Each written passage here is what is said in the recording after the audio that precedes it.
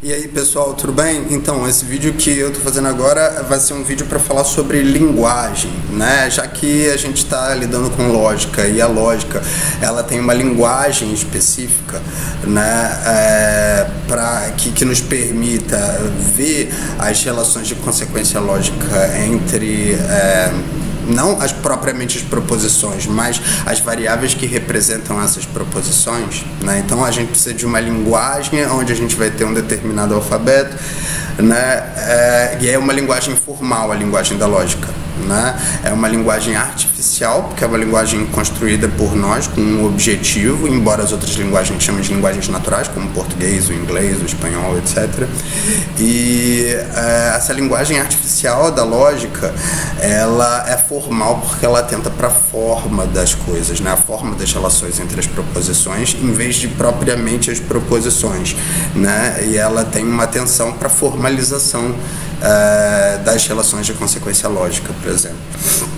Então a gente vai primeiro dar uma definição de dicionário de linguagem, que é o seguinte: é um sistema de símbolos que serve para uma comunicação, né? Essa comunicação pode ser comunicação com outros seres humanos, comunicação com animais, comunicação com máquinas por meio da programação, né? Então uma linguagem é um sistema de símbolos que serve para comunicação, seja lá com que for a comunicação, né? Para o Chomsky, a gente tem que a linguagem, aqui, tem uma definição aqui que depois eu vou dar para vocês, vou mostrar aqui na tela, né?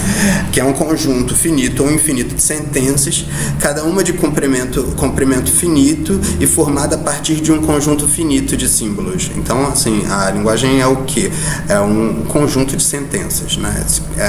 Esse conjunto pode ter infinitas sentenças ou um número finito de sentenças, mas ele é um conjunto de sentenças, e essas sentenças elas são compostas, elas são objetos finitos, ou seja, uma sequência de termos, uma sequência finita de termos, né? E esses termos estão de acordo com a gramática, vocês se lembram? E as sentenças são formadas, as sentenças que estão de acordo com a gramática, que seguem as regras sintáticas, elas são formadas de acordo com termos menores, que também são em número finito, né? Símbolos são montadas por um conjunto finito de símbolos, né? Então a gente tem as sentenças que são conjuntos de símbolos que podem ser em número finito ou infinito, o número de sentenças, e cada sentença é formada por um certo conjunto de símbolos também, de símbolos mais básicos, e que esses símbolos são em número finito, né? Então a gente tem as sentenças que são de comprimento finito, mas que podem ser de número infinito ou finito, e que elas são compostas de partes mais básicas que são em número finito, né? O número finito de partes constrói um número infinito de sentenças finitas, né? Então tá, vou colocar isso daqui para vocês, caso vocês queiram copiar. Deixa eu chegar um pouquinho mais para trás, pá, aí. Uma definição de linguagem, dicionário, uma definição do Chomsky de linguagem. E aí eu vou falar assim, com relação à linguagem, a linguagem é composta de 3 partes diferentes, né? Que é a sintaxe, a semântica e a pragmática. Como é que é isso? A sintaxe, ela tem a ver com as regras de boa formação das sentenças, né? O que eu quero dizer com isso? Por exemplo, uma sentença que fale o céu é azul ou o céu é verde, todas essas sentenças são bem formadas, porque a gente tem o adjunto adnominal, depois a gente tem um sujeito, aí depois do sujeito a gente tem lá o verbo, né? A gente tem um predicado. Então, assim, a gente tem tudo na ordem que deveria estar, seja se a sentença é verdadeira ou falsa, como o céu é azul, verdadeiro, o céu é verde, falso. Essa sentença é bem formada sintaticamente. Agora, uma sentença mal formada sintaticamente poderia ser, por exemplo, porque sim, eu, ponto. Repara, essa sentença não é bem formada porque ela não segue uma estrutura sintática básica da nossa língua, né? Então a sintaxe, ela é o quê? Elas são as regras que determinam se uma determinada sentença ela pertence à nossa linguagem ou não pertence à nossa linguagem. A gente não está nem falando da verdade ou falsidade das sentenças, isso é um ponto posterior, mas é se ela pertence ou não à linguagem. Por exemplo, The Sky is Blue não é uma sentença que pertença ao português, então não está de acordo com as regras de boa formação sintática, porque não está utilizando as palavras do português, né? Teria que utilizar as palavras do português para a gente estar falando português. Então, assim, a sintaxe ela determina basicamente a forma, né? Se aquela sentença respeita as regras sintáticas de apresentação ali da forma. Mas a linguagem não é feita só de regras sintáticas, mas também de regras semânticas. O que são as regras semânticas? São as regras que determinam, por exemplo, os significados dos termos. Deixa eu falar regras entre aspas, porque não são... Na medida em que significados podem ser determinados convencionalmente, eu não sei se são regras no mesmo sentido sintático. A sintaxe também pode ser determinada convencionalmente, embora tenha alguma discussão de se existe uma sintaxe natural nas pessoas, né? Isso é uma discussão também. Mas, então, a gente tem nas regras sintáticas as regras de boa formação, nas regras semânticas as regras com relação ao significado das palavras, né? Ou com relação ao significado das sentenças, e a gente também tem a pragmática. Deixa eu só falar um pouco da semântica antes, né? Por exemplo, quando eu falo Rodrigo anda de bicicleta, né? Sintaticamente, isso respeita a nossa sintaxe, respeita as regras de boa formação, respeita, né? Porque é sujeito, predicado, organizado com seus adjuntos e tal, respeita a forma como a gente tem que construir sentenças em português. Rodrigo está feliz, vamos colocar assim, por exemplo. Respeita. E as regras semânticas com relação a isso? As regras semânticas são o que vai determinar que Rodrigo vai referir a um objeto que sou eu, né? O significado do termo Rodrigo vai fazer referir a mim, ou o contexto junto, se a gente levar isso em consideração.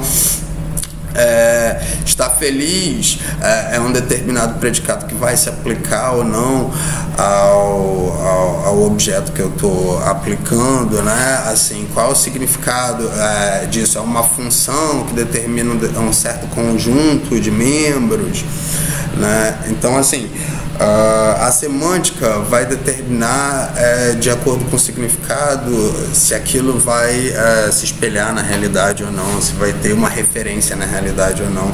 Então, a semântica são as regras do significado que determinam de um modo ou de outro se aquilo do que você está falando bate com o que você está falando, né? As regras do significado são as regras que permitem a gente fazer essa relação. O que faz bater ou não, o que faz ser verdade ou não as nossas sentenças é a própria realidade, né? Mas fala assim, só para a gente entender a diferença entre sintaxe e semântica. Quando a gente fala de sintaxe, a gente ainda não está falando dos significados dos termos, mas da posição sintática deles, assim, se eles estão de acordo com relação à sua posição na frase, vamos falar assim, para aquela frase ser uma frase bem formada.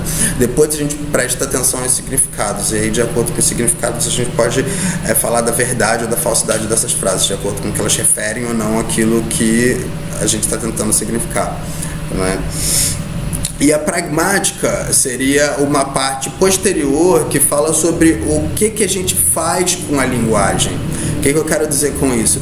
Por exemplo, se eu estou na sua casa com você, eu falo assim, caramba, tá calor aqui dentro, né? Eu não quero só fazer um comentário para você falando que tá calor, que é uma observação verdadeira, né? Eu quero, por exemplo, indicar para você que seria interessante que você abra a janela, né? Então, assim, parece que o que eu quero dizer com está calor aqui dentro só vai ser satisfeito se eu abrir, se a pessoa para quem eu estou falando abrir a janela. Então o que eu quero dizer realmente, que está calor, é por favor, abra a janela, eu estou com calor, né? É alguma coisa nesse nível. Então a pragmática falaria do que a gente está fazendo com a linguagem, o que a gente quer dizer de fato quando a gente profere uma frase, como o contexto modifica aquilo que a gente quer dizer, né? Então a pragmática se importa com aquilo que a gente quer dizer, com a nossa intenção, com aquilo que a gente quer passar com as frases. A semântica fala das regras do significado da própria frase, e a sintaxe fala das regras com relação à boa formação das frases ou das sentenças. Legal? Então, isso daqui está aqui embaixo, né? Sintaxe, semântica, pragmática. Se precisarem dar um pause no vídeo, anota. Aí, para a gente falar de uma linguagem, definir uma linguagem, a gente precisa, por exemplo, apresentar, no caso da linguagem da aritmética, a gente apresenta um alfabeto, aí a gente coloca todas as coisas que compõem uma frase na aritmética, o igual, o mais, o menos, todas as operações, né, os números todos, e etc. Isso vai ser o nosso alfabeto. Cada um desses é um membro do nosso alfabeto, né, um membro do conjunto alfabeto da linguagem aritmética. E a sintaxe vai determinar, são as regras da aritmética que vão determinar que, por exemplo, uma frase como essa, 4 mais 5 igual a 9, é bem formada, né? Pertence à linguagem. Enquanto mais igual a 3, isso é uma frase mal formada, isso não pertence à linguagem da aritmética. Então as regras sintáticas determinam isso. E no caso da semântica, de acordo com os significados, a gente pode determinar que 4 mais 5 igual a 9 é verdadeiro e 2 mais 3 igual a 6 é falso, de acordo com os significados que a gente vai dar para cada um dos termos, né? Então a semântica permite uma valoração de verdade com relação às sentenças daquela linguagem, né? Aí tá. Só para vocês terem um exemplo de como a gente começaria a definir uma linguagem, né? Apresentaria o alfabeto, apresentaria as regras sintáticas, depois as regras semânticas. A gente vai fazer isso com a lógica específica, de repente até com a lógica proposicional, com a lógica de predicados. Eu vou ver com o que eu acho melhor a gente fazer isso.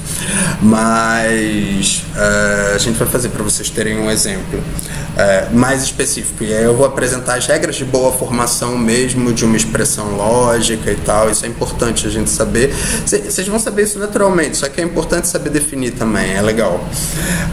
E eu queria fazer uma distinção também importante para vocês entre linguagem objeto e metalinguagem. Que distinção é essa? Por exemplo, a gente pode estar simplesmente falando dos objetos dos quais a gente está falando. Quando vira e fala assim, miau é um gato, a gente está falando que um determinado objeto lá, que eu estou apontando, sei lá, o miau, que ele é um gato, né? Ele tem a propriedade de ser um gato. Então, quando eu falo essa frase, eu estou falando dele. Mas eu posso não apenas falar dos objetos, eu posso falar da própria linguagem. Por exemplo, quando eu escrevo assim, miau, entre aspas, tem 4 letras, eu estou falando da palavra miau. As aspas servem para falar que a gente está falando da linguagem. No caso das aspas numa palavra, eu estou falando da palavra. A palavra miau tem 4 letras. Mas miau, o gato, não tem 4 letras. Miau é um gato. Gatos não têm letras, né? Gatos têm corpo, tem esse tipo de coisa. Mas a palavra miau, isso sim tem letra. Então, repara, quando a gente usa aspas, a gente começa a falar da linguagem e não dos objetos. Então, a gente tem uma linguagem que é a linguagem objeto, que fala dos objetos, e a gente tem a metalinguagem, que é a linguagem que fala da linguagem, que é quando a gente começa a usar essas aspas. Então, quando a gente está falando dos objetos, a gente fala que a gente está usando os termos. Quando a gente está falando da linguagem, a gente está mencionando os termos para poder falar sobre ele de alguma forma, né? Mas a gente menciona os termos. Então, só para vocês saberem essas distinções fundamentais e, de repente, não misturarem um argumento em linguagem objeto com um argumento em metalinguagem. Essas distinções são importantes de vocês saberem, né? Mas saibam, de qualquer jeito, que tanto a metalinguagem quanto a linguagem objeto, as duas fazem parte do português, ok? E que quando a gente está falando das coisas, por exemplo, eu falo miau é um gato, miau é um nome, né, que refere um determinado objeto. Repara, a linguagem tem uma certa relação com o mundo extralinguístico. Então, no mundo linguístico, a gente tem um nome e um predicado, né? É um predicado que é atribuído a um nome. Miau é um gato. Ser um gato é um predicado que está sendo atribuído ao nome miau. Só que isso quer dizer alguma coisa com relação ao mundo extralinguístico. Miau refere a um objeto específico, que é um gato específico, que é o miau, né? E o predicado ser um gato refere a uma propriedade específica, que é a propriedade de ser um gato. Então está falando que um determinado objeto tem uma propriedade, né? E aí, de acordo, por exemplo, se esse objeto tem a propriedade, isso significa que é correta a atribuição do predicado àquele nome. Então a gente pode dizer que essa frase é verdadeira, né? Então, assim, de acordo com a relação do mundo linguístico com o mundo extralinguístico, é que a gente fala que uma proposição ela é verdadeira ou ela é falsa, né? Então, geralmente fala-se que a referência de um termo é um objeto, a referência de um predicado é uma propriedade, e a referência de uma sentença ou proposição como um todo é um valor de verdade, ela é ou verdadeira ou ela é falsa, né? Então, só para vocês entenderem a relação entre o mundo linguístico e o mundo extralinguístico e como a verdade se apresenta surgindo disso, né?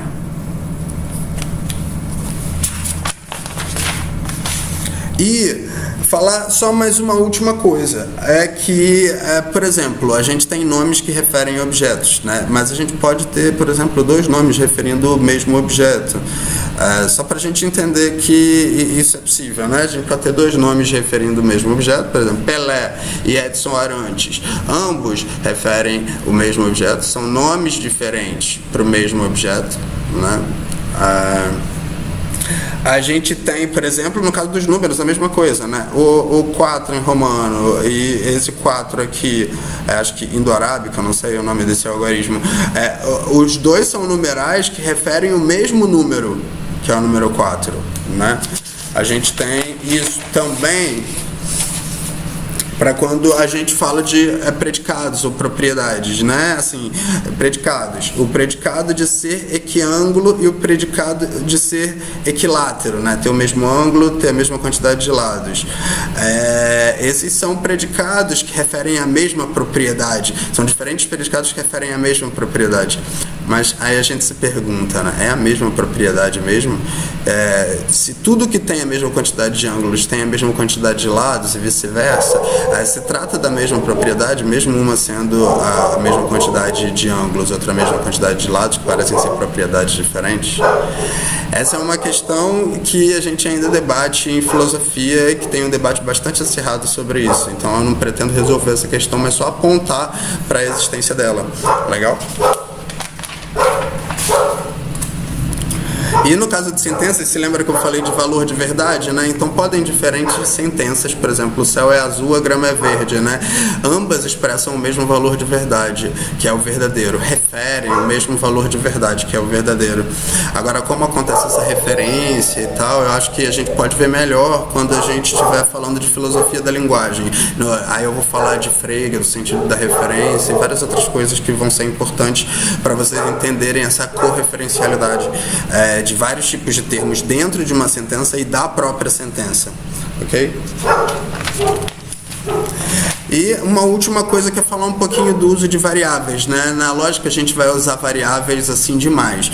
E o uso das variáveis é importante. Ele tem determinadas vantagens que são interessantes. Por exemplo, o uso de variáveis facilita a expressão de determinadas coisas. Por exemplo, a gente tem essa fórmula aqui. A gente pode falar que... isso daqui era um mais, eu coloquei um igual aqui. Tá. A gente tem aqui, por exemplo, a soma de o quadrado da soma de dois números é igual ao quadrado do primeiro número, mais a soma de duas vezes o primeiro vezes o segundo número, mais o quadrado do segundo número. Nossa, é grande de expressar um negócio desses, né? Mas se a gente tiver variáveis para falar das coisas, isso se torna simples de expressar, né? E além disso, as variáveis, no caso da lógica, elas facilitam Então, a apreensão da forma lógica. Por exemplo, você se lembra quando a gente viu lógica aristotélica? Fala todo A é B, né? Isso torna muito mais fácil a gente falar de todo um conjunto de argumentos, não só dos argumentos que fala de todo filósofo é mortal, ou qualquer... A gente não está falando de filósofo de mortal, mas de qualquer coisa que a gente colocar aqui. Senão, se a gente não tem esse modo de formalizar por meio de variáveis, fica difícil a gente falar de todo um conjunto infinito de possíveis argumentos, né, se a gente não tem uma forma. Então, o uso de variáveis ajuda a gente a falar de uma forma universal que vários argumentos particulares se utilizam. Né? E aí as questões que a gente tem que fazer quando a gente pensa em variáveis quais são as expressões que substituem a variável. Aí essa é uma questão do domínio linguístico, né? E quais são os valores que pode a variável tomar. Isso já é uma questão do domínio extralinguístico, né? No caso, por exemplo, a gente tem aqui X é um criminoso, né? Que expressões isso pode tomar? Pode tomar nomes, né? Porque só nomes de pessoas, né, podem entrar aqui na frase, né? Por exemplo, se eu coloco aqui torneira é criminoso, não faz sentido, né? Eu tenho que colocar Magali, Fernando, Mônica, sei lá, qualquer coisa assim, né? Tem que ser um nome. E quais os valores desses nomes, né? Esses nomes apontam para pessoas, referem pessoas. Então, os valores dessa variável vão ser pessoas, embora ela substituída por nomes de pessoas, né? Então, tem uma questão para o domínio linguístico, uma questão para o domínio extralinguístico, para você poder lidar com uma variável de boa, né? E a gente vai ver muitas variáveis nas próximas aulas em lógica. Então, eu queria só falar um pouquinho disso e no próximo vídeo eu vou falar um pouquinho de teoria dos conjuntos, tá bem? Só fazer umas recordações com relação à teoria dos conjuntos. Vocês viram isso em matemática no primeiro grau. Então, até lá, pessoal!